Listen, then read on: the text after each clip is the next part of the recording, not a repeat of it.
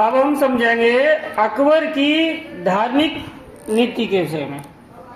ठीक है, समझ रहे हो ना? हाँ, अकबर ने फतेहपुर सीकरी में एक इबादत खाना बनवाया था। फौज की, ठीक से बैठो। इबादत खाने का मतलब क्या है? इबादत खाना यानी कि जहाँ पर बैठ के वो धर्म की चर्चा करते थे। सभी धर्मों के धर्म गुरुओं के साथ बैठ के वो चर्चाओं में भाग लेते थे, चर्चा पर चर्चा सुनते थे। ठीक है, सभी इस्लाम, हिंदू, फारसी, जैन और ईसाई, ठीक है, ये सभी धर्मों के धर्म गुरुओं से अच्छी अच्छी बातें वे सुनते थे। अच्छा, सब इतनी सारी बातें सुनने के बाद, चीजों को अच्छी अच्छी जानकारियों के बाद उनके दिमाग में एक बात आई, इतने धर्मों की जरूरत ही क्या है? क्यों ना सारे धर्मों की अच्छी अच्छी बातों को एक जगह लिख के एक नया धर्म बना दिया जाए। ठीक है, तो उन्होंने ऐसा ही करने का प्रयास किया और एक नया धर्म चालू किया जिसका नाम था दीन ए इलाही। पेपर में आएगा दीन ए इलाही किसने चलाया था? हाँ, लिखाओगे?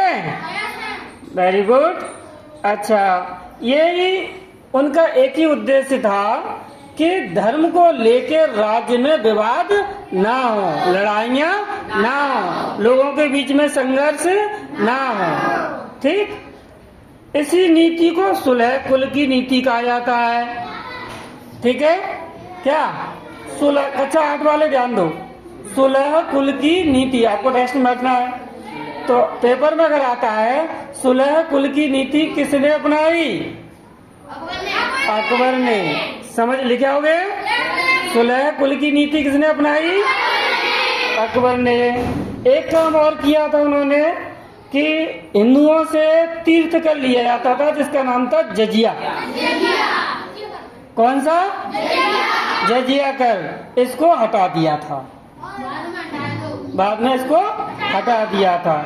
ठीक है, और कई सारी किताबों का फारसी भाषा में उन्होंने अनुवाद करवाया था, जैसे कि हमारी अपनी वाली जो है गीता, महाभारत, अथर्ववेद, बाइबल, कुरान, पंचतंत्र और एक किताब और थी सिंहासन बत्तीसी, और विज्ञान की कुछ किताबें थी। कई सारी ऐसी बढ़िया बढ़िया किताबों का उन्होंने फारसी भाषा में अनुवाद करवाया था। क्यों करवाया होगा?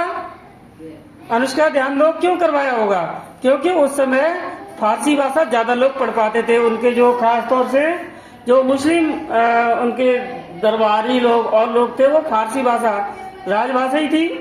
तो उन्होंने फारसी भाषा में अनुवाद इसलिए करवाया ताकि वो उनके ज्यादा से ज्यादा लोग इन चीजों को पढ़ सकें और ज्ञान प्राप्त कर सकें। ये सब उन्होंने, हाँ, ये धार्मिक नीति में उनके में आता है। तो आप लोग कर आओगे?